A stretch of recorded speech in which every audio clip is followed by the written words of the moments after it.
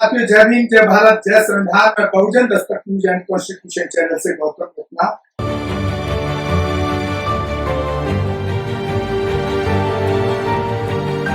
Sir, एक कड़वा सवाल मैं रखना चाह रहा हूँ और मुझे बड़ी पीड़ा होती है उस सिस्टम से। आप एक तरफ कह रहे हैं कि राहुल गांधी और अखिलेश यादव जैसे जो वो भी एक ओबीसी बहुजन का पार्ट है, उन्होंने इस आंदोलन के साथ में वो खड़े नहीं, इसलिए आप कह रहे हैं कि वो डकैत हैं। मैं आप इनको सवाल क्यों नहीं होना चाहिए इनके ऊपर, जो हमारी पार्टी है, जब एक इलेक्शन जब हो रहा था उसमें वो एक जगह इकट्ठे नहीं हो पाए, जैसे कि आपकी बीएसपी, आपका आजाद समाज पार्टी, आपका वंचित अघाड़ी, प्रकाश राव अम्बेडकर का, तो ये इकट्ठा क्यों नहीं हो पाते? तो फिर आप दूसरों को दोष दे रहे हैं, आप अपने अपने घर में क्यों नहीं झांक के देख रहे कि ये जो लोग हैं ये अपने स्वार्थ की वजह से कहीं ना कहीं इसमें हमारा समाज का बहुत बड़ा एक पार्ट लूज हो रहा है, लॉस हो रहा है। उस पर क्यों नहीं सवाल करते हैं? देखिए रत्ना साहब, दूसरों पर सवाल करना बहुजनों की आदत पड़ गई। देखिए रत्ना साहब, हमारा देश बहुत बड़ा है, बहुत बड़ा देश है, बहुत सारे स्टेट है, हमारे समाज की अलग अलग पार्टियां हैं, हर पार्टी में अलग अलग आइडियोलॉजी है, अलग अलग उनका पता है। ठीक है, राजनीतिक मुद्दे पे पार्टियां कभी भी इकट्ठी एक साथ नहीं आती है, उनके अपने अपने इश्यू होते हैं। लेकिन जब सामाजिक मुद्दा होता है, जब संविधान की लड़ाई होती है, संविधान की बात आएगी, तो यही पार्टियां, आपने देखा हो इसी आंदोलन में यही पार्टियां सबसे पहले कौन किसकी आई? नहीं, लेकिन अगर सर मेरा सवाल ये नहीं है, सर मेरा सवाल ये है, आप कह रहे हैं राजनीतिक मुद्दों के अलग मजबूरी है, अगर राजनीतिक आपकी सत्ता आपके हाथ में होगी तो जो सुप्रीम कोर्ट का जज है आप घटा सकते हैं ना, आप सही कह रहे हैं, उस ताकत पे क्यों नहीं काम करते? देखिए काशी गांधी ने कहा था कि राजनीति चले या ना चले, लेकिन सामाजिक परिवर्तन है, सामाजिक जो लड़ाई है, सामाजिक जो आंदोलन है, वो नहीं रुकना चाहिए। ये बाबा साहब ने कहा कि मैं रहूं ना रहूं, लेकिन मेरा जो कारवां होगा पीछे नहीं हो पाए, अगर आगे भी ना बढ़ा पाओ तो ये पीछे ना होगा।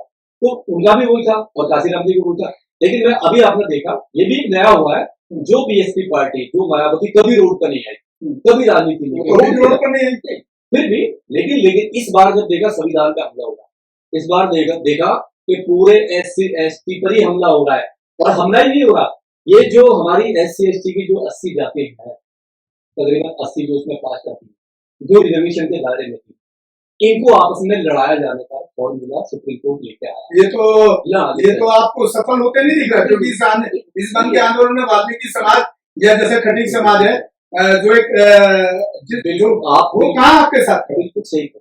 वो देखिए क्या है, अगर आप वो ये कहो कि ये 2-4 जो वाल्मीकि है दिल्ली में जो लीडर बने हुए यही वाल्मीकि है, तो नहीं, ये वाल्मीकि नहीं, ये दलाल है, ये उनकी दलाली कर रहे हैं। अगर ये वास्तव में उनको अपने समाज से प्यार होता, अगर वाल्मीकि से प्यार होता इन लोगों को, तो ये आज तक उनके हाथ में झाड़ू कलर नहीं होती और वो लोग गटर में नहीं करते।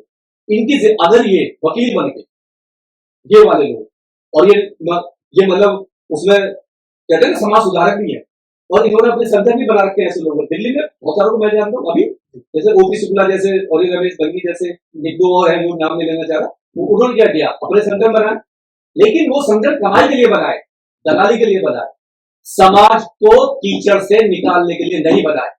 इनकी जिम्मेदारी जब होती है 70 साल से जो देश में जो आजादी मिली और 70 साल के बाद में आज भी जो वाल्मीकि समाज आज भी क्यों झाड़ू के लिए लड़ाई करता, क्यों गटर में उतरने के लिए लड़ाई करता, क्यों कलम की लड़ाई नहीं करता, क्यों बिजनेस के लिए लड़ाई नहीं करता, क्यों एजुकेशन के मतलब उसके लिए लड़ाई नहीं करता, क्यों अच्छे काम के लिए नौकरी के लिए लड़ाई नहीं करता? क्योंकि उसको एजुकेशन से दूर रखने का काम इन लोगों ने किया, इनके काम थे ये। अब हमारे लोग क्या थे जो बाहर, देखिए सबसे ज्यादा लड़ाई किसने लड़ी है? इस देश में आजादी से पहले 2000 साल तक 3000 साल तक सबसे ज्यादा ब्रूटल अत्याचार जो सहे वो बाहरों में सहे, और बाबा साहब बाहर जाती से थे। अगर बाबा साहब डिफेंस करते तो झाड़ू कहाँ थी, मटका कहाँ था, जानवर की जिंदगी किसने थी, पूरे में बाहर हूं वही हो ना। बाबा साहब अगर उन्हें कहीं लगता कि महाराव ने बहुत झेला है, तो एक क्लोज लिख जाते कि महाराव का 10% अलग से होगा रिजर्वेशन। बाबा साहब ने तो नहीं किया ना, बाबा साहब ने तो नहीं किया ना, तो ये वाल्मीकि कौन समझाएगा? अरे उन्होंने अपने वंशजों के लिए नहीं किया, जिन्होंने बहुत अत्याचार सहा है, उन्होंने कहा नहीं, ये पूरे भारत के लिए है। जो SC ST जो है पूरे भारत में जिसके साथ अत्याचार हुआ, मैं सबके लिए लड़ रहा हूँ। बाबा साहब ने डिवाइड नहीं किया, बाबा साहब ने तो एक पाले में लेके आए सबको। ये तो इन लोगों की कमी है कि 70 साल अब हमने पेरियार की बात मानी, हमारे समाज ने ज्योतिबा फुले की बात मानी, हमने कबीर की बात मानी, हमने रविदास की बात मानी, हमने बाबा साहब की बात मानी, और हमने जो बाबा साहब ने बुद्ध का रास्ता दिखाया, हमारे लोग उस पर चले, हमारे लोग एजुकेशन में आए। वाल्मीकि की बात नहीं मानी, आपको डर लग रहा है ये कहने में? डेफिनेट बात नहीं, उसमें मैं आऊंगा, अभी बता रहा हूँ। हमारे लोगों ने या SC ST जो भी ये बाहर है, इन लोगों ने इन महापुरुषों की पूरी बात मानी और इनके बताए रास्ते पे चले। एजुकेशन के दम पे कहीं ना कहीं लोग सेट हुए, भगवान को भी छोड़ दो, भगवान को भी छोड़ दिया कहीं ना कहीं। अब इनको किसने बताया? ये आज भी 70 साल के बाद भी महर्षि वाल्मीकि को नहीं छोड़ता। RSS ने जिस तरीके से हिंदू धर्म ने इनके पीछे चिपकाया ना, वो वाल्मीकि को, महर्षि वाल्मीकि को, देखो वो तो ब्राह्मण था, वो तो ब्राह्मण था। तो हिंदुत्व को तो रविदास जी ने भी ढोया है। आप कर एक तरफ आप वाल्मीकि पे सवाल उठा रहे हैं। रविदास जी की हत्या जो हुई है ना, सो कॉल्ड ब्राह्मणों ने की, सो कॉल्ड नहीं सर, मेरा सवाल है कि रविदास जी ने भी हिंदू धर्म को ढोया है। उसी पे आ रहा हूँ।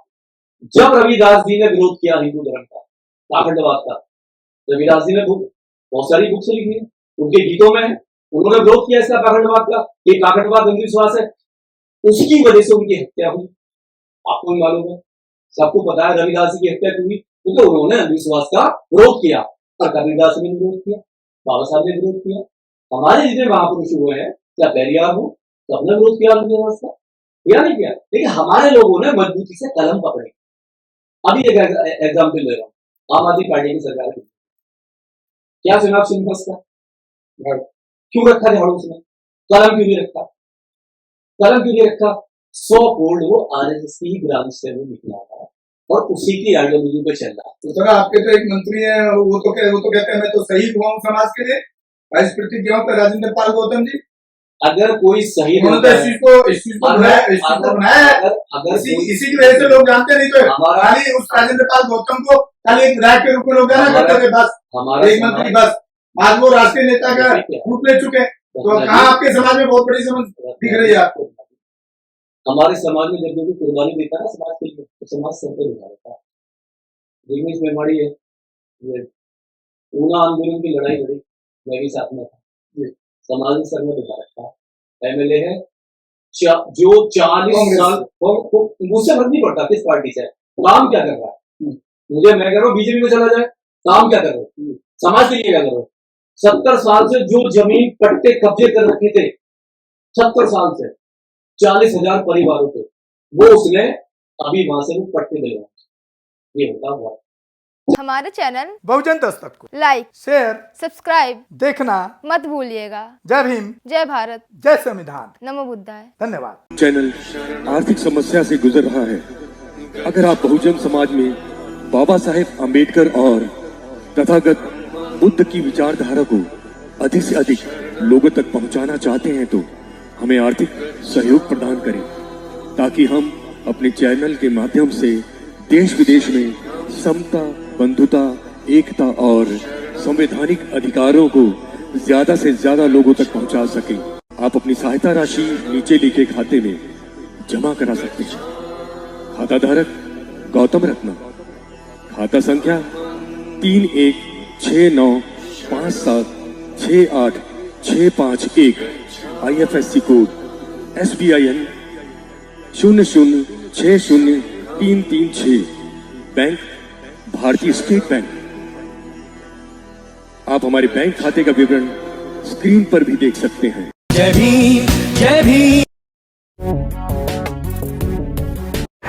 मैं गौतम रत्ना आपका बहुजन फिल्म प्रोडक्शन में स्वागत करता हूं, और आप हमारे प्रोडक्शन हाउस के अंदर अपना कैरियर बना सकते हैं as a film director, as a producer and actor and actress and editor and cinematographer also. अगर आपको फिल्म से रिलेटेड कुछ भी प्रोजेक्ट आपको बनवाना है तो हमारे पास में पूरा सेटअप है, जिसमें फिल्म कैमरा है, शूटिंग लाइट्स है और एडिटिंग है। सारा A to Z एक ही जगह पर आपको हमारे यहाँ पर मिल जाएगा। तो दोस्तों आप हमें कांटेक्ट कर सकते हैं हमारे नंबर्स पर 9810085714। और 8510005714 हमारे वेबसाइट पे विजिट कर सकते हैं www.filmserviceindia.com और हमें मेल भी कर सकते हैं gautamfilmsproduction@gmail.com पर। धन्यवाद।